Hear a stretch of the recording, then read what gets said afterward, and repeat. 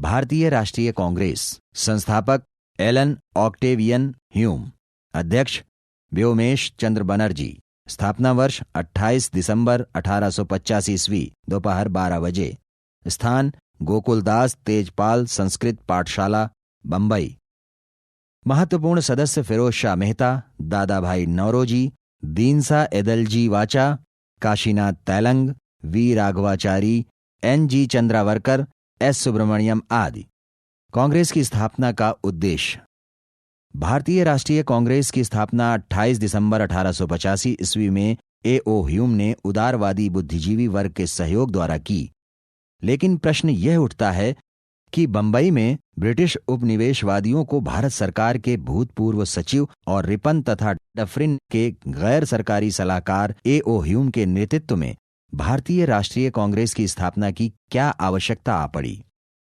इस प्रश्न का उत्तर हमें कुछ हद तक ह्यूम के जीवनी लेखक बेडरवर्न के इन शब्दों से मिलता है। वायसराय लॉर्ड लिटन के शासन के अंत 1878-79 ईस्वी तक मिस्टर ए.ओ. ह्यूम को पक्का विश्वास हो गया था कि बढ़ती अशांति का मुकाबला करने के लिए कोई सुनिश्चित कार्यवाही जरूरी हो गई है।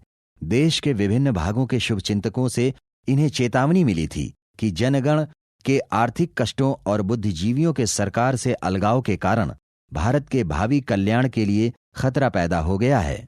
देश में इस बड़े गंभीर विद्रोह की संभावना को देखते हुए ह्यूम ने तत्कालीन वायसराय से भेंट की और कुछ उदारवादी भारतीयों के सहयोग से भारतीय राष्ट्रीय कांग्रेस की स्थापना की। इस बात से साफ पता चलता है कि कांग्रेस की स्थापना का मुख्य उद्देश्य कांग्रेस को अंग्रेजों तथा विद्रोहियों के बीच सेतु की तरह उपयोग करना था।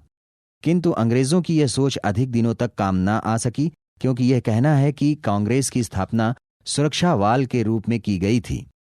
एक गलत तथा अधूरा सत्य होगा, तात्कालिक परिस्थितियों में भारतीय लोग भी एक अखिल भारतीय राजनीतिक संगठन की स्थापना के लिए प्रयत्नशील थे और उन्होंने कांग्रेस की स्थापना के प्रस्ताव को एक अवसर के रूप में देखा, क्योंकि वे इस बात को भली भांति जानते थे कि यदि इसी संगठन की स्थापना वे स्वयं बिना अंग्रेजों की सहमति से करते हैं तो उनका यह संगठन अन्य विद्रोहों एवं आंदोलनों की तरह कुचल दिया जाएगा।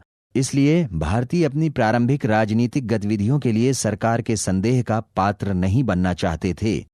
अपनी इस रणनीति में सफल होने के बाद भारतीय राष्ट्रीय कांग्रेस ने धीरे धीरे अपने अधिवेशनों के माध्यम से अपना विस्तार करना शुरू किया, ताकि भारतीयों को विदेशियों के विरुद्ध संगठित किया जा सके